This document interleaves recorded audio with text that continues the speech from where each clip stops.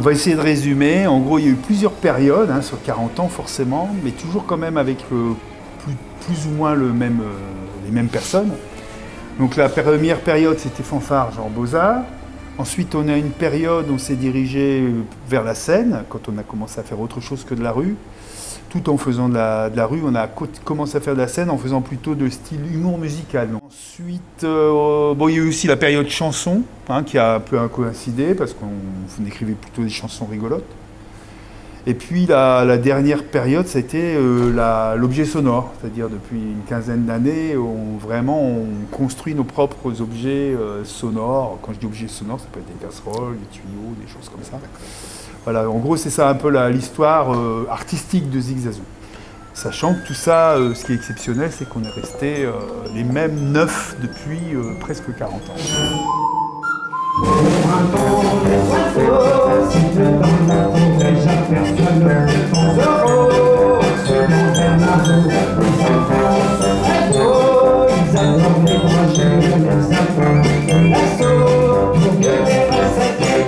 On est un groupe et le groupe il va s'arrêter. Par contre, la compagnie va continuer. Jean-François a un spectacle sur le bruitage de cinéma, le son de cinéma. Il va continuer, moi je vais continuer en chanson, etc. Mais c'est le groupe qui va s'arrêter en juin 2022. Ça faisait quand même un certain temps qu'on s'était dit, bon, un jour il faudra qu'on parle de la fin de vie du groupe. Mais bon, c'était un petit peu... Et moi, franchement, je pense que le Covid nous a poussé plus vite dans cette fin, parce qu'on est des gens qui se sont pendant très longtemps vus une fois par mois au pire, et parfois 20 fois par mois pour jouer. À noter aussi que sur les 9, il y a 7 retraités officiels. Toujours intermittents du spectacle dans la tête, mais officiellement retraités. Et moi, je pense que certains se sont dit, ouais, c'est bien aussi d'avoir du temps, d'être... et du coup, ça... Oui, ça clarifie les choses.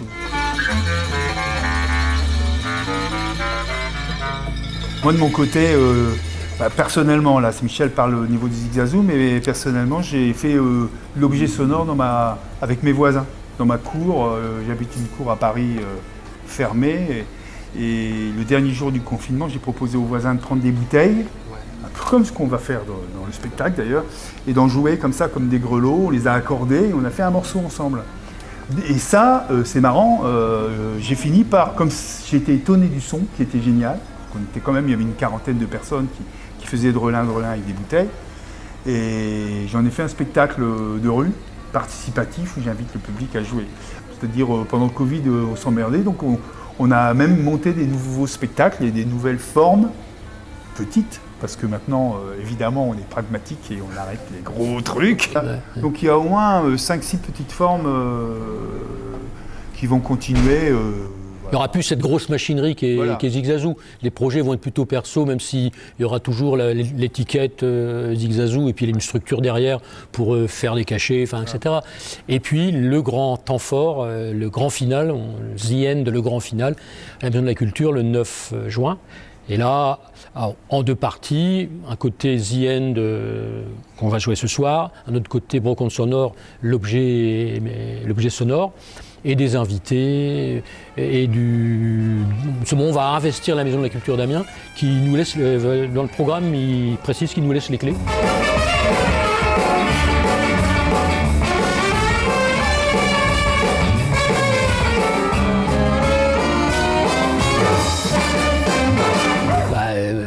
Moi, quand j'étais jeune, j'avais envie d'être rock'n'roll star. C'est pas vraiment totalement arrivé, mais presque. En tout cas, moi, ce que je suis plus fier, c'est que sur la durée, quand même, il y a la durée du groupe, évidemment. Ça épate tout le monde, même si ça n'a pas été très facile, pas toujours facile. Mais et d'avoir réussi quand même à monter un groupe d'avoir réussi à monter un groupe professionnel, aussi nombreux, sur une aussi longue période, tout ça sans avoir vraiment un soutien médiatique, ni sans vente de disques, ni sans avoir de maison de disques, etc.